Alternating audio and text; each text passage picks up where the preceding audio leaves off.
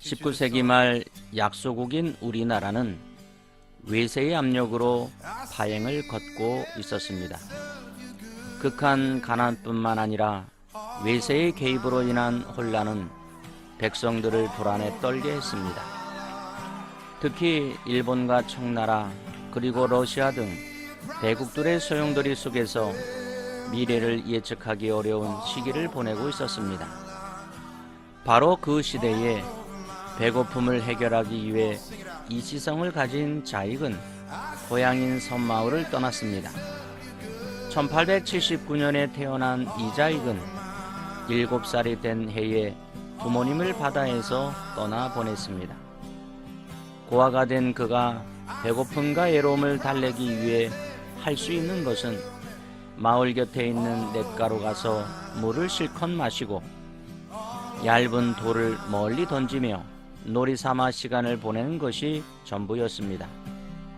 섬마을에서 줄임배를 채우지 못하자 살기 위해 고향을 떠나 떠돌이 생활을 하였습니다. 그러던 그가 17세가 되던 해에 전라도 전주까지 오게 되었습니다. 길거리에서 일을 찾던 그는 숙식이 가능한 갑부집이 있다는 말에 찾아간 곳이 전북 김제 금산에서 제일 가는 지주 조덕삼의 집이었습니다. 자익은 주인에게 마부로 채용해 주길 청했습니다. 후덕하기로 소문났던 지주는 그를 마부로 받아 주었습니다. 어느 날 주인의 아들이 천자문을 배우고 있었는데 방문 밖에서 엿듣고 있는 자익을 주인이 발견했습니다. 주인은 방 안으로 자익을 불렀습니다. 불효령이 떨어질 것을 두려워하던 자익은 그의 잘못을 시인하며 용서를 구했습니다. 그런데 주인 조덕삼은 마부를 혼내는 것이 아니라 천자문을 외울 수 있느냐고 물었습니다. 안심한 자익은 단숨에 천자문을 외웠습니다. 자익의 총명함을 발견한 주인은 자신의 아들과 함께 공부하도록 해주었고 자익은 한자를 터득할 수 있었습니다. 조덕삼은 일자 무식이었던 그를 지식과 인격을 갖춘 청년으로 성장하도록 도와주었습니다. 어느 날 데이트, 한국 이름으로 최의덕 선교사가 조덕삼의 집에 머물게 되었습니다. 조덕삼은 선교사에 의해 복음을 듣게 되었고 즉시 사랑방을 내어주었습니다. 그리고 오래가지 않아 그곳에서 예배를 드리기 시작하였습니다. 점점 교인들이 많아져 교회 건축의 필요성이 제기되었습니다. 가수원 땅을 교회 부지로 하나님께 드린 조덕삼과 성도들은 합력하여 기역자 금산교회를 완공하고 하나님께 영광의 입당 예배를 드렸습니다. 최의덕 선교사는 교회의 일꾼이 필요하니 세례를 받은 교인들 중에 영수를 세우자 하여 투표가 있었고 주인 조덕삼과 마부 이자익이 선출이 되어 교회와 교인들을 돌보기 시작하였습니다. 교회가 안정이 되자 교회의 살림과 선교사를 대신하여 예배 설교를 해야 하는 장로를 선출해야 했습니다. 장로 선출 투표가 있었습니다.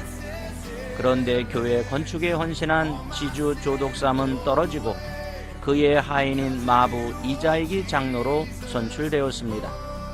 교인들이 술렁이기 시작하였습니다.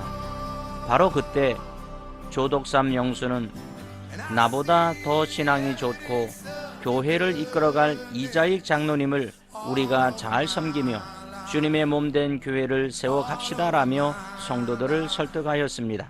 양반과 하인의 신분 제도가 존재하던 그 시절에 있을 수 없는 사건이 일어난 것입니다.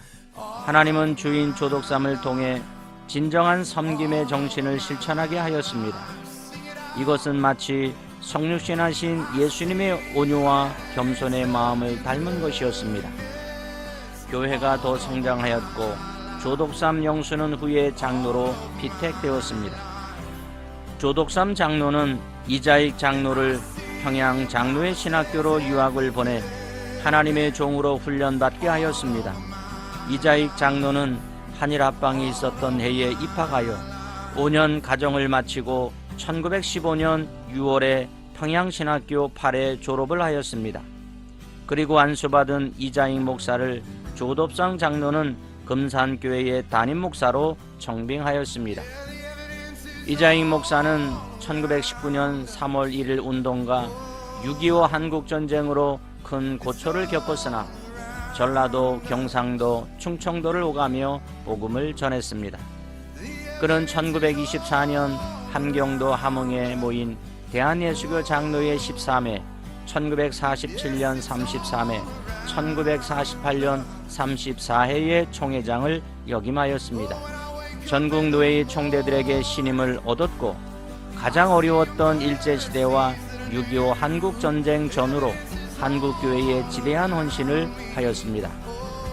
그의 능력을 인정한 정부에서 최신부 장관, 교통부 장관 등 입각 제의를 하였으나 겸손하게 거절하였고 남은 여생을 복음으로 사람을 살리고 키우는 생명사역에 매진하였습니다. 사람들은 고난이나 시련을 당하면 실망과 좌절에 빠져 원망과 불평으로 삶을 살아갑니다. 하지만 이자익 목사는 고아의 신분을 극복하였고 하인 생활에서도 끊임없이 도전하고 배우는 자세로 일관하였습니다. 그리고 성품과 신앙이 좋은 조덕삼 주인과 함께 하나님 나라를 세우는 사역에 평생을 보냈습니다. 끝까지 초심을 잃지 않고 생명의 복음을 전하는 사명을 다한 이자익 목사는 1958년 79세에 하나님의 부름을 받았습니다. 사랑하는 방송가족 여러분, 어느 때보다 한국교회가 혼란합니다. 급기야 사회적, 문화적인 상황 속에서 한국교회 안에 있는 그리스도인들은 현기증이 날 정도로 건강하지 못합니다. 그럼에도 불구하고 인격과 신앙이 건강한 크리스찬들이 더 많이 있습니다. 그래서 한국교회는 소망이 있습니다.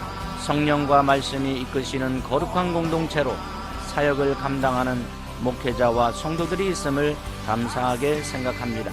기독교가 지탄을 받고 있는 현실 속에서도 신앙의 선배 이자익 목사와 조덕삼 장로의 아름다운 관계가 한국교회의 소중한 자산으로 있다는 사실이 감사합니다. 우리도 그들을 본받아 어려운 이 시대를 극복해가는 통찰과 지혜가 있기를 기대합니다. 인간은 만남이 중요합니다.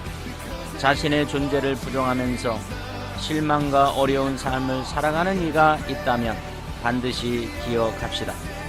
극동방송 김장한 목사님의 말씀처럼 사람이 사람을 만나면 역사가 이루어지고 사람이 하나님을 만나면 기적이 이루어진다. 하나님을 만나면 역전의 인생으로 살아갈 수 있다는 사실을 결코 잊지 말기를 소망합니다.